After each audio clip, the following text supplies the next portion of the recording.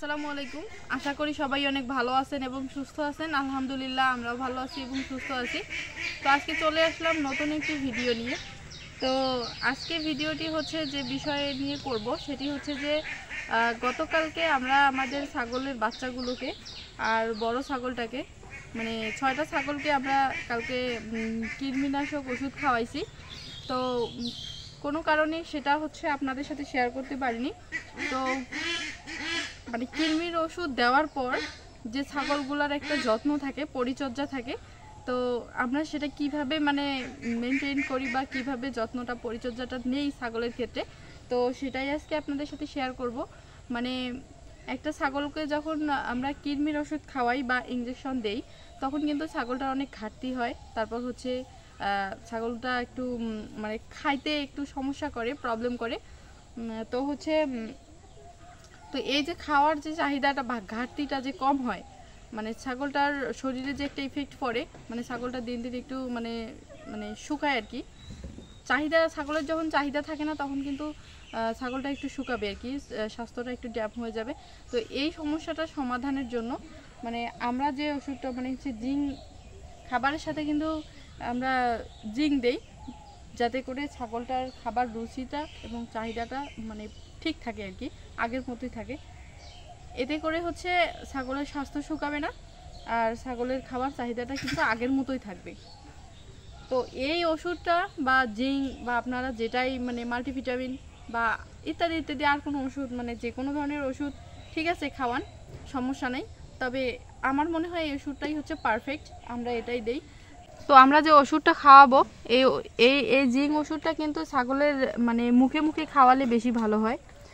তো যেহেতু বাচ্চাগুলো খাইতে অনেক সময় সমস্যা করে, মানে মানে নষ্ট করার আশঙ্কা আছে, এই জন্য আমরা আজকে শুকনা খাবারের সাথে দিব। আর শুকনা খাবার কিন্তু ছাগলের বাচ্চা বা ছাগল খুবই পছন্দ করে, আর মানে মানে খুবই পছন্দ করে আর কি, শুকনা খাবার নষ্ট করে না। এই জন্য আজকে আমি খাবারের সাথে মিশাই দিব। তো দেখেন এখানে আমি ধানের ভুসি নিয়েছি, তারপর মানে ঠান্ডা ভাত নিয়েছি, আর এখানে আমি এই যে ভুট্টার গুঁড়াটা, যে ভুট্টার গুঁড়া আমরা কিন্তু মিহি করে আনছি মেশিন থেকে। তো এই ভুট্টার গুঁড়াটা আমি একটু পরিমাণে বেশি নিছি, কেননা মানে কৃমির ওষুধ যখনই ছাগল বা গরুকে আমরা খাওয়াই তখনই কিন্তু মানে অনেকটা ঘাটতি হয়ে যায় ছাগলের মানে স্বাস্থ্যের উপর, সেটা আর কি প্রভাব ফেলে। তো ভুট্টার গুঁড়া কিন্তু এই সময় মানে খুবই কার্যকারী আর কি। তো এই যে আমরা একটু মানে স্বাদটা বাড়িয়ে দেওয়ার জন্য একটু লবণ নিছি, আমি বেশি না, পরিমাণে খুবই কম নিছি। তো আমরা এখন এগুলা সব মিক্স করে নিব ভালো করে।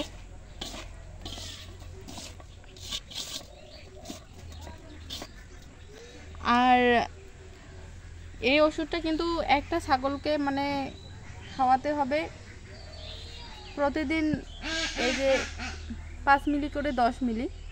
তো যেহেতু আমাদের 6টা ছাগল, তো এটা দিয়ে আমি দিয়ে দিব মানে 10 ঢাকনা দিয়ে দিব 6টা ছাগলের জন্য।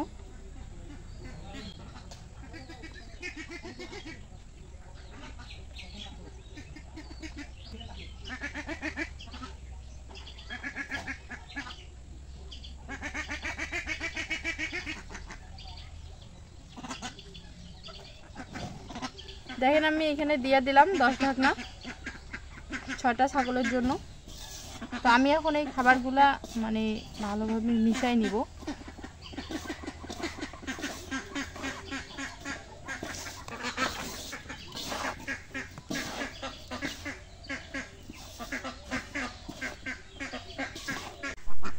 দেখেন এখানে যে মানে আমি তো গুঁড়া এবং শুকনা খাবার ব্যবহার করছি, এই জন্য মানে খাবারটা একটু ঝরঝরে হয়েছে।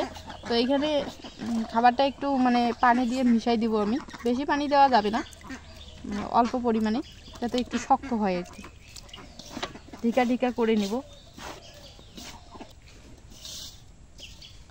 তো দেখেন আমার ছাগলের খাবার রেডি।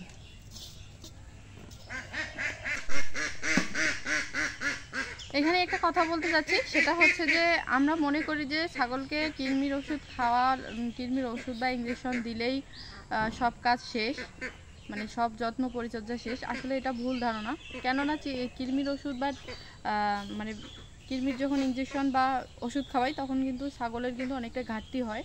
তো এটা পূরণের জন্য ছাগলের এক্সট্রা মানে কিছু পরিচর্যা মানে যত্ন করতে হয়, না হলে কিন্তু ছাগলের স্বাস্থ্য থাকবে না, মানে ছাগল দিন দিন মানে শুকাতে পারে আর কি। তো এতে কিন্তু রোগও ধরতে পারে। তো এই জন্য আপনারা একটু চেষ্টা করবেন ছাগলকে মানে সঠিক নিয়মে যে ওষুধপাতিগুলো আছে, ভিটামিন, মাল্টিভিটামিন বা ক্যালসিয়াম বা জিঙ্ক, যে কোনো ধরনের খাবার চাহিদার বৃদ্ধির জন্য আর কি, যে কোনো ধরনের ট্যাবলেট বা ওষুধ মানে আপনারা ব্যবহার করবেন, নাহলে কিন্তু ছাগলের জন্য সমস্যা হতে পারে। তো আপনারা তো দেখেনি যে আমাদের ছাগলগুলার মানে স্বাস্থ্য আলহামদুলিল্লাহ অনেক ভালো আছে। তো আপনারা দেখেন ভিডিওটা, আশা করি মানে ভালো লাগবে। আর ভালো লাগলে অবশ্যই লাইক দেবেন, কমেন্ট করে জানাবেন, আর অবশ্যই আমাদের চ্যানেলটি সাবস্ক্রাইব করে আমাদের পাশে থাকবেন। তো দেখেন ভিডিওটা, আমি এখন ছাগলগুলোকে খাইতে দিব।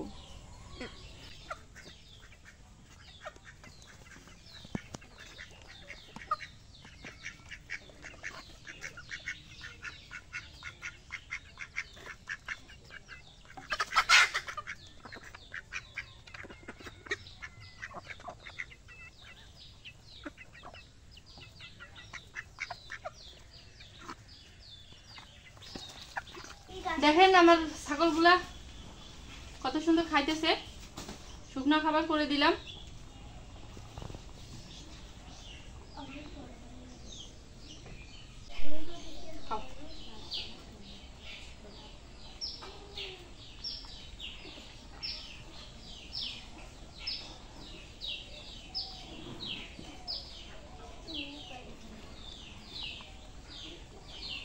মানে এত বড় একটা গামলার মধ্যে দিছি, তারপরেও মানে এদের জায়গা হচ্ছে না। দেখেন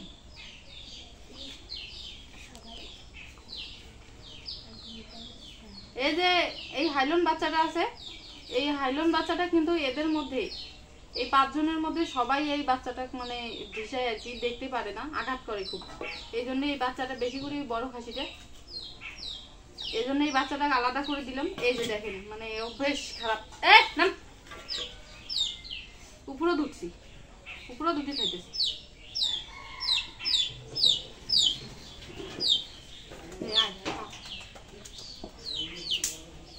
আস্তে খাও রে।